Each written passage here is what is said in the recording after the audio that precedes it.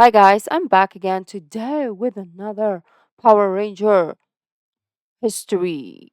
And this is Wild Force. Well, I'm not sure if I did this one. I don't think so because why will the person request it? But anyways, I don't remember the ones that we reacted to. Obviously the OG one and then another one, the most recent Power Ranger. And I think one more and then maybe not this one. But anyways, I might be confusing all of you. So let's go straight into the video. But before we do so, don't forget to subscribe, click the bell button, and let's begin. These are the famous Power Rangers. Interesting outfits. Look, the Sentai is themed around pajamas for some reason, and the toys sold like crazy, so the production team's hands were tied. Welcome, my friends, to Power Rangers Wild Force.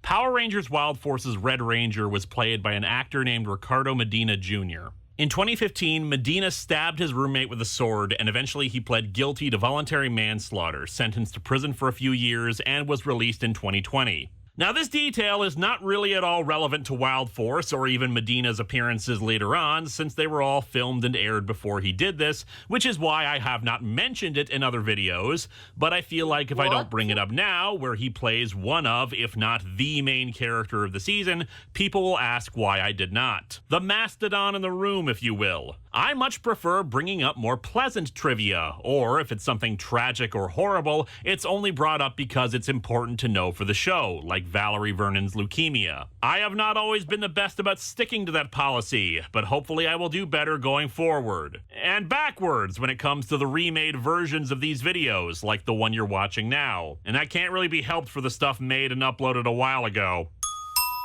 And with that, let's talk about Wild Force's production and behind the scenes a bit. Wild Force is a transitionary season. Disney purchased Power Rangers in 2001. Disney buying a franchise? Why, that's unheard of. Although it would be more accurate to say that Power Rangers was just part of a purchase that they made, acquiring a large block of shows and programming with the Fox Family Worldwide company. Wild Force was in pre-production before the sale occurred, and its first half or so aired on Fox before then being moved over to ABC Family for the remainder. There was a preview at the end of Time Force for the show and had an alternate theme song for that preview. It's rumored that the preview was an attempt to try to get Disney to pay royalties to Saban to continue using that theme song. They did not use it, though, hey, it's not a bad alternate theme.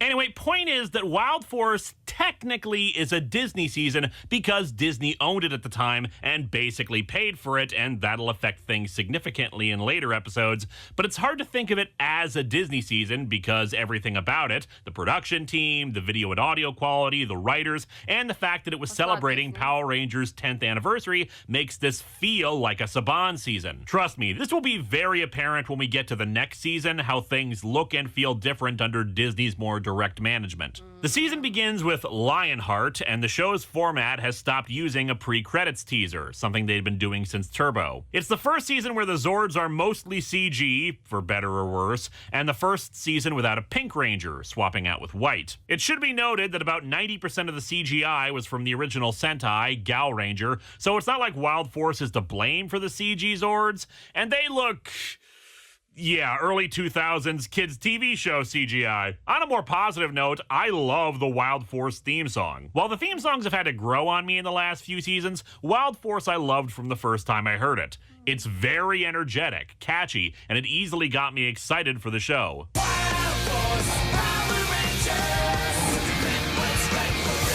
We open on a jungle where we see our Red Ranger, It's not as bad as the Cole others, Evans, so. talking to a chimpanzee. Swear to God, if this thing turns out to be the alpha of the season. Anyway, he's brought to a ceremony by the other tribes people of the jungle in Jungle Land, which is conducted by James Earl Jones. The time has come for you to follow your own life path. Remember, my child, this is CNN. The guy explains they found him as a baby along with a photograph and a little red jawbreaker. The guy says it's time to send him off into the outside world. for some reason. We cut to a city, Turtle Cove, where a monster fights off a group of rangers. The animal focus of this team gives them some new abilities, like the Blue Shark Ranger being able to fight underwater, and the Yellow Ranger, based on an eagle, being able to fly. The monster, aided by another, manages to get away and the rangers demorph. They refer to the monsters as orgs and that they're shocked that two of them were together at once. Something's changed. Yeah, I can feel it. We need a fifth ranger. Meanwhile, Cole arrives in the city, so he was in that jungle in California, asking random bystanders about the people in the photograph. That night, he sees a dog getting taken by a van owned by a laboratory and follows it. He frees all the caged test animals at the lab, which no doubt leads to a 28 days later scenario where our heroes fight rage zombies. Or rather, from above, he's watched by a woman in white who contacts the Rangers. When the two lab people see a monster flying overhead, they see it as a sign that their master has returned, and they transform into the henchmen of the series, Jindrax and Toxica. The next morning, Cole wakes up with the other Rangers standing over him and telling him that he needs to come with them. While three of the Rangers are excitable and creepy with wanting to bring him with, the Yellow Ranger just punches him in the stomach and tells him he's been drafted. Man, 10 years and so much has changed since the original recruitment methods. Kinda hard to see Zordon going with that. You have been chosen to form an elite group of heroes to fight Rita.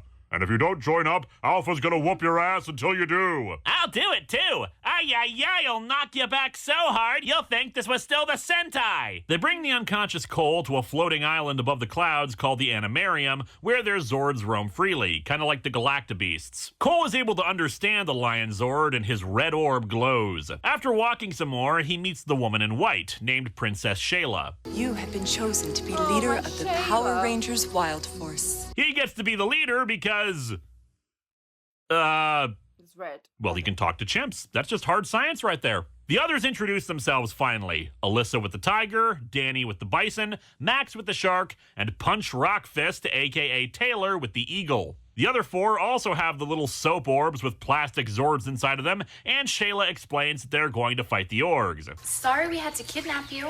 Our heroes, everybody! They're all pretty new to this themselves, but the fact that they have the orbs too indicates that this is Cole's destiny. And as we saw last season, everyone must follow their destiny.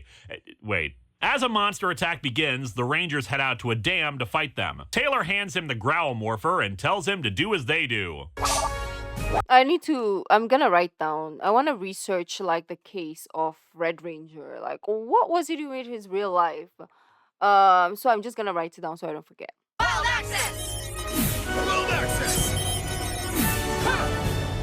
The fight scene here showcases the different fighting styles of each ranger, their movements meant to emulate their animals. The claws at the ends of their hands are kind of silly, especially when you consider some of the respective animals don't have claws, but hey, it's Power Rangers, and I suppose most animals don't have crystal sabers either. The suits themselves?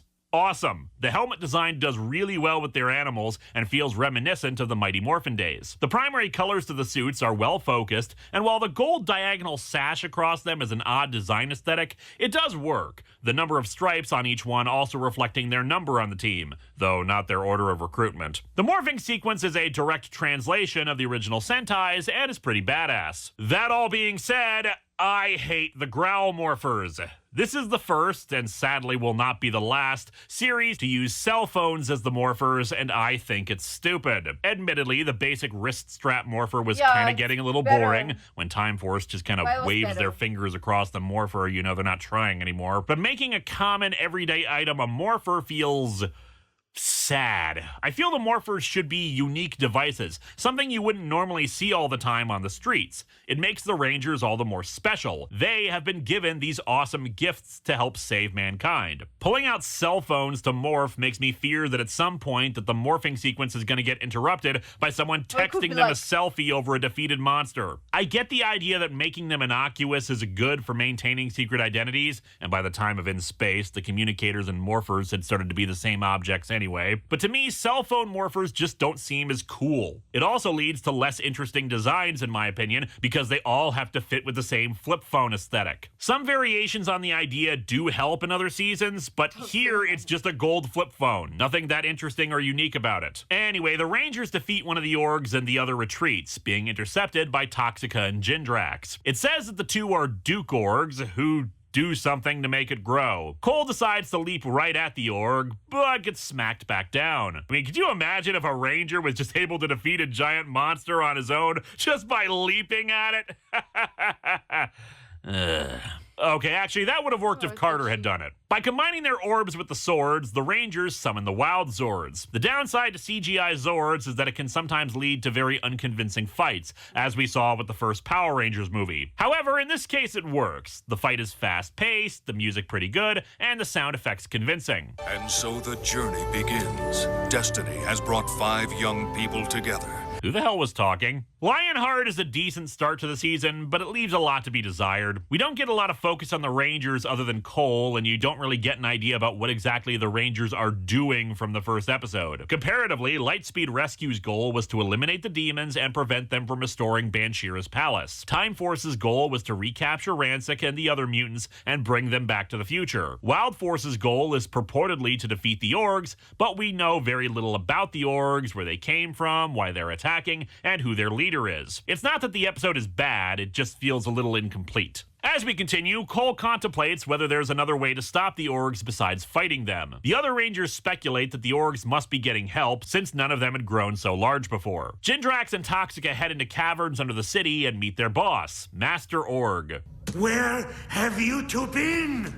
They explain that since the final battle, they took on human form and have been living among humans ever since. Toxica notes that while Master Org feels just as evil as he used to, his appearance has radically changed. The two are dispatched to find the latest Org while the Rangers head out for it as well. Cole says the Orgs may just be like animals that are lost and confused, and there may be some reasoning with it. Alyssa explains that he doesn't really know what he's talking about. Max and I have only been Rangers for about 6 months.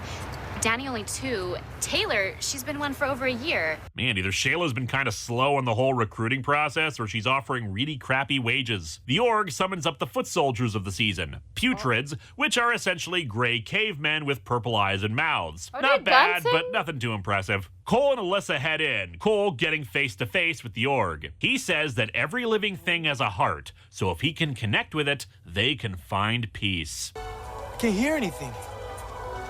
You don't have a heart. And you don't have a brain! Ouch, score one for the Org. It tells him that Orgs exist only to destroy and wreak havoc before it beats the two up. Cole is flabbergasted by the revelation that something without a heart could exist, and he realizes that fighting is the only way. Toxica and Jindrax show up and reveal themselves to the Rangers, Toxica displaying her skills as a sorceress by using peanuts to make the Org grow. They summon their Zords and form the Wild Force Megazord. The cockpit's a bit different, but matching with a more naturalistic or cave-like feel instead of more technological ones. The Duke Orgs return to Master Org, who gives a little speech. They shall feel the wrath of 3,000 years of vengeance. Cole gets cleaned up and given a bath. Man, this team really doesn't believe in personal space, does it? And they give him his spiffy team jacket, but he rips the sleeves to make a bandana like he had before. In the next episode, technically a filler, we get some more character development in the form of Cole laughing off the Ranger Rulebook, which I imagine is more of a procedural system than actual rules given the size of that binder. The only rule that we need is teamwork. That's not really a rule, more a mission statement. And no, it's not the only rule you need. For instance, no peeing in the magic viewing pool. You'd think you wouldn't need that rule, but remember, a lot of safety guidelines exist on things because people can be idiots. Or corporations can be greedy and not care about people's well-being. Something that would actually be kind of an important factoid to spread in a season all about environmental awareness. Shayla gives a background on the Animarium, conveniently juxtaposed with a mother reading to her son from a storybook. The exact same story. This is kind of a stupid way of providing exposition. I mean, in terms of presentation in a TV show, it's perfectly fine. But in universe, perhaps the whole background It's of your very series Disney. shouldn't be available from the children's book department. In the original version of this video, I This basically part. let the whole backstory be shown. Over 2 minutes of footage from an episode with just a handful of jokey captions over it. Blip let us get away with a lot of footage to be shown, but they did have a department to deal with copyright stuff. Obviously, not nearly as draconian as YouTube's is, but still, it existed, and some of my colleagues had to deal with DMCA takedowns. I am in shock that I ever got away with showing the whole backstory. I have to truncate it for this version, and I still run the risk of it getting claimed and either the video blocked or all ad revenue gets taken by Because if it's under Disney, yeah. At least it's not under Sony. Because Sony will, like, if one hair of a character, anime character, it's over for your career. It's over. I don't know how anime reactors do it, to be honest. Because me, even if I show a toenail of like, what's this, Naruto, it's over. Like, what are they doing with their lives? risk of it getting claimed and either the video blocked or all ad revenue gets taken by a company that didn't even own it 5 years ago at the time of this video's release, much less the 12 that it's been since I made the first version. Anyway, 3,000 years ago, there was a land called Animaria. Animals and humans coexisted So side by maybe it's not side. Disney then, yeah. Everyone lived in harmony. We lived in peace with mosquitoes, bedbugs, and locusts. There was nothing but joy and beauty in all our lives. Sewer systems hadn't been invented yet, but at least I could hold a conversation with a giant robot bison. Also, animals were robots. The miracle of nature. Some sort of goop in the ground unleashed the orgs and their leader, Master Org, who unleashed toxic CGI tentacles into people and nature alike that destroyed them. 5 legendary warriors with attitude, who also happen to be wearing parts of Quantron armor. Hey, the show is promoting recycling. Fought off Master Org's forces, but the battle grew intense enough that Shayla's personal guard took her to the Valley of the Wild Zords, where she could be protected by the 5 primary Wild Zords of our heroes. And I guess the utter annihilation of her home and society is a bit exhausting, since she then fell into a deep sleep. The 5 warriors then combined their crystal sabers together, and this made the valley rise up into the sky, creating the Animarium. They then proceeded to kill the Master Org and entomb the remaining orgs underground. But over the years, humans have allowed the world to become polluted. My God, are high schools not even forming cleanup clubs anymore? This is why public education has gone downhill. According to Shayla, the pollution has gotten so bad that the Earth is weakened and it allowed the orgs to rise again. No explanation is offered for where the hell the orgs came from originally if things were so peaceful and nice that pollution was non-existent 3,000 years ago. What's funny is that this actually could have been a fun educational tidbit for real-world history, because air pollution has actually been a problem for thousands of years, ever since man began to do stuff with coal burning, wood burning, and smelting. And hey, we see in these flashbacks people wearing armor and jewelry, so having metallic pollutants in the air wouldn't be unreasonable. But they don't mention that, which is what makes this backstory kind of frustrating. Shayla says specifically that everyone respected the importance of nature, but she doesn't explain what the hell that means exactly. They can't mean they didn't use nature for their own purposes, because they still had to use nature for food and for clothing and shelter. Not that there isn't importance in respecting nature, sustainability, replanting parts of the ecosystem that are torn down for use by humanity, aiding any animal life that's affected by it, not needlessly killing parts of it or damaging the environment through mining or deforestation, etc. This season has a very strong environmental message, but as is often the case with media intended for children,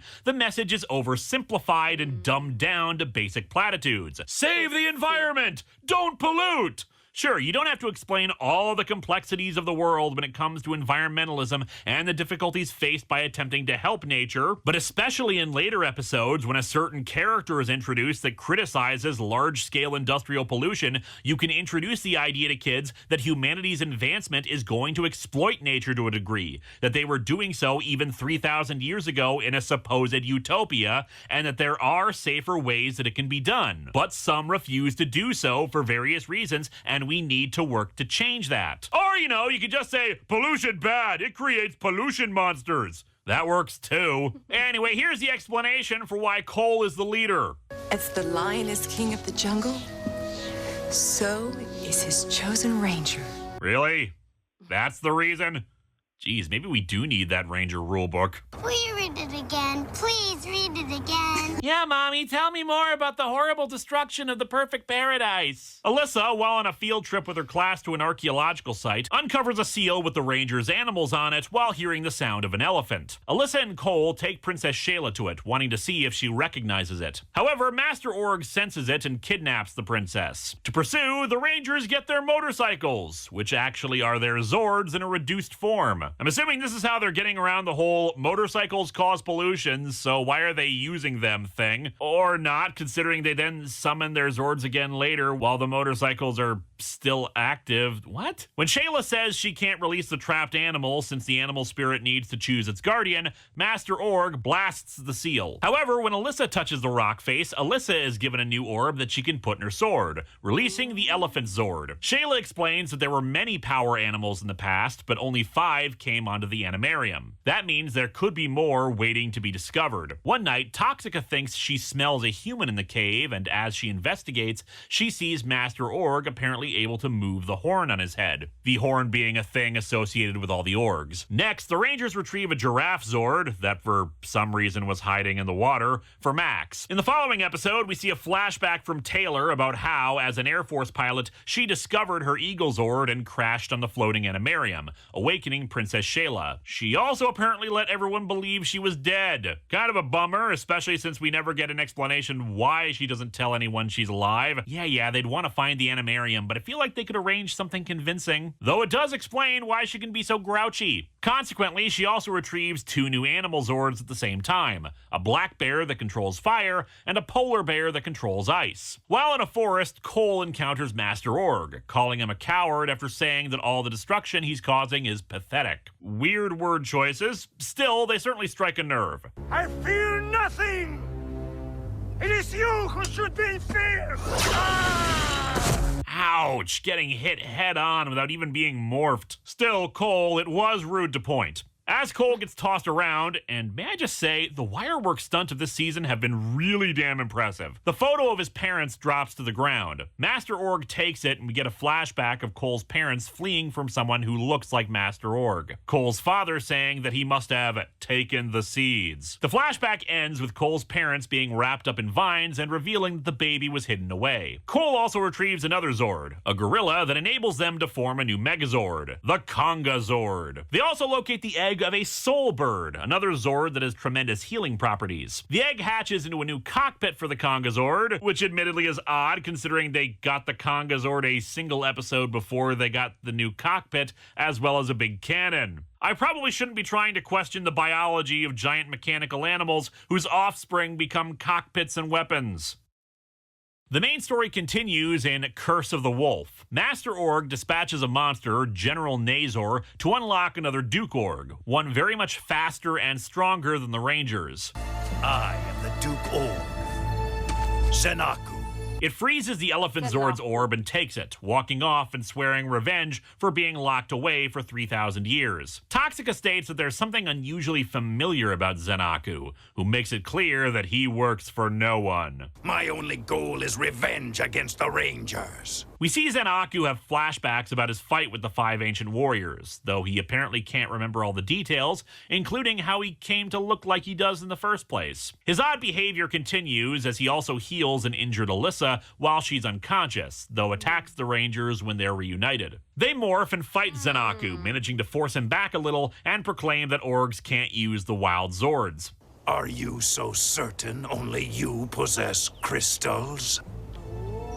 He summons the hammerhead shark, alligator, and wolf Dark Zords using a flute, very reminiscent of Tommy's dragon dagger. And for his next trick, he's going to summon a weird deer for you to ride. While the Rangers fight Zenaku, the wild Zords face their dark counterparts. Despite superior numbers and firepower, the Dark Zords are simply too much for the wild ones. Toxica suddenly recalls there being a wolf at the final battle 3,000 years before. Shayla gives the backstory on the Dark Zords, that they used to be good, but Zenaku is so powerful that he made them do evil deeds. The Dark Zords, in turn, can combine to make his own Megazord, the Predazord.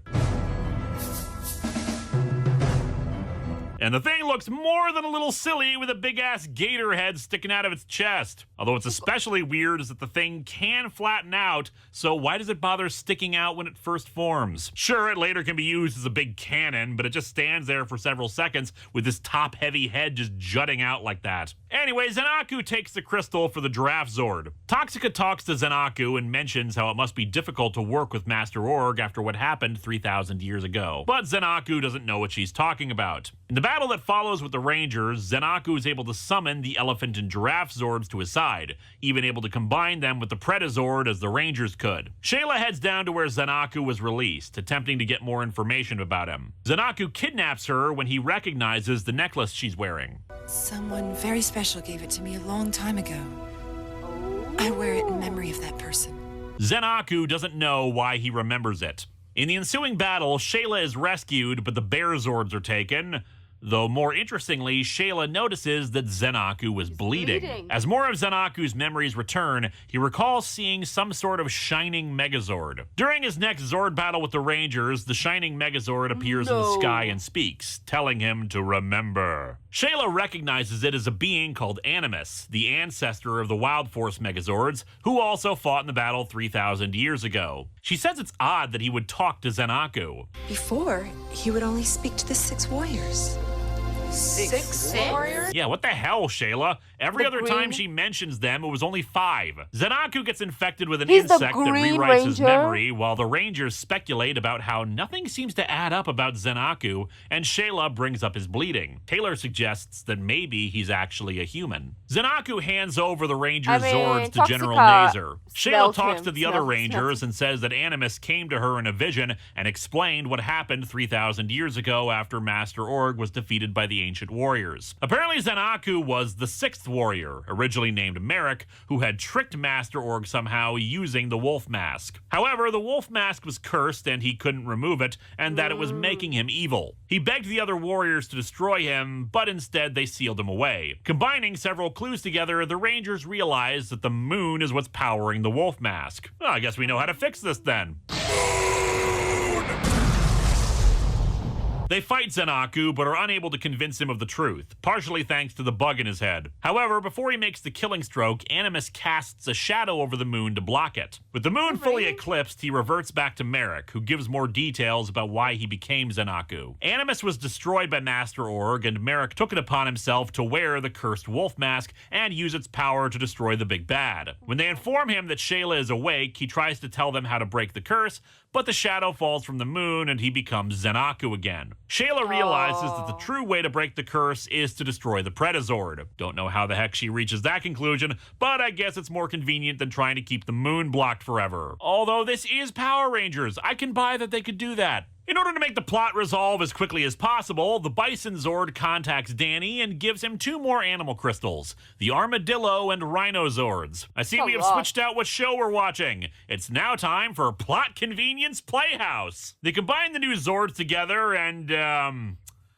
use the Armadillo as a soccer ball against the Predazord, which summons a CGI soccer stadium to cheer them on. You know, this plot was going really well up until this point. It was tense, it was moving towards a logical resolution, and then, bam! 2 Zords out of nowhere, and then soccer stadium. It's a very rushed and nonsensical end to the Zenaku plot. Oh, wait, maybe they got a 3rd Wild Zord here. The Stadium Wild Zord.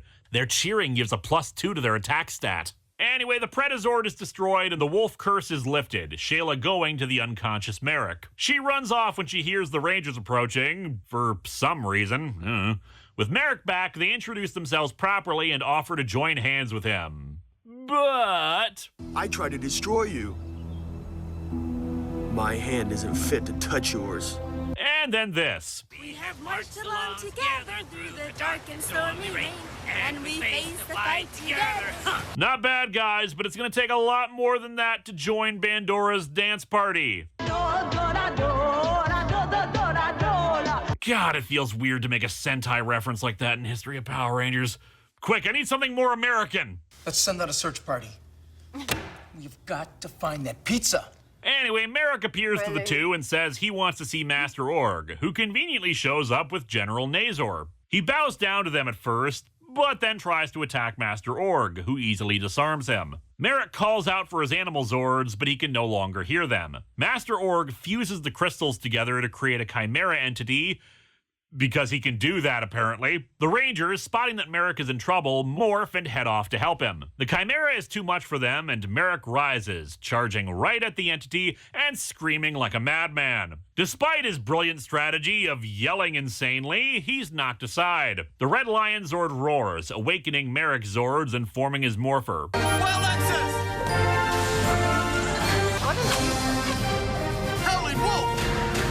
The Lunar Wolf Ranger's weapon is, of course, a gun that becomes a sword and then becomes a, pool cue? But it's sadly not quite as impressive as other weapons due to its more cylindrical appearance as opposed to an actual blade. He summons the Predazord, now free of evil influence, and with the help of the Wild Force Megazord, they're able to defeat the combined entity and reclaim the stolen animals. In the process, Merrick destroys General Nazor. Merrick returns the crystals and walks off. In a flashback, we of course confirm that Merrick was Shayla's lover and was the one who gave her the necklace. Merrick heads to a bar and naturally starts playing pool with his animal crystals because that's certainly the most disrespectful thing you could be doing with them. Some very rude bikers come in and we get a delightful scene of him beating them all up. The bartender brings him on as a bouncer and lets him stay at the bar's spare room. Merrick helps the Rangers with a new... I wish like he played pool with them and then he's like super good and they lose like I don't know something. Not beat them up. Like can we come up with something else? I don't know. Am I the only one who wants to watch them play pool? Brings him on as a bouncer and lets him stay at the bar's spare room. Merrick helps the Rangers with a new general org, Necronomica, but says he can't work with them. Why?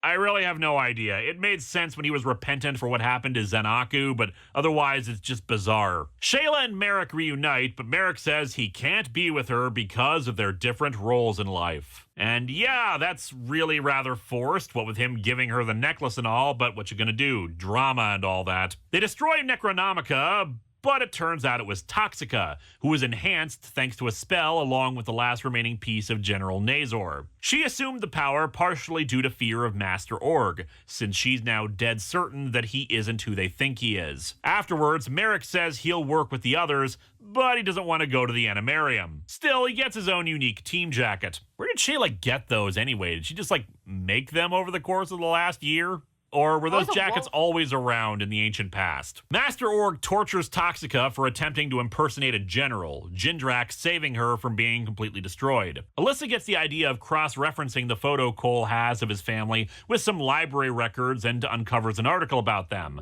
along with the complete picture, revealing that his parents are presumed dead. Toxica says that every time she's near Master Org, she can smell a human, and the two go down to his lair to find evidence. There, they find a copy of Cole's picture, including showing Master Org as a human. He tries to berate them for this, but Toxica blasts him, revealing that his third eye and horn are actually part of his hat. In return, he shoots them with his staff and alters their appearances, making them fall completely under his spell. Cole goes to his family's graves. I came all the way down here to find my parents, and all I have left are these gold stones.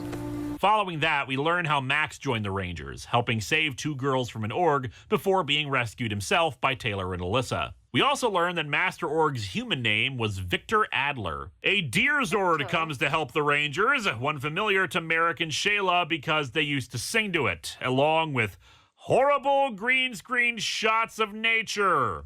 Each day when the sun rises, I hurry from my sleep. From your skies, the snow gently falls to the earth. I can't wait to greet you with my song. Well, good job convincing me that the orgs should destroy humanity and nature, Shayla. Look. Okay, we will leave it here for today. We'll continue tomorrow. Interesting. I mean, I like some parts of the Wild Force, especially like their animal counterparts. Their outfit is better than other seasons or other Power Rangers. Way better. Okay, their suits, their helmets, even the motorbike. I know it's all about the environment, but did they care? Not necessarily.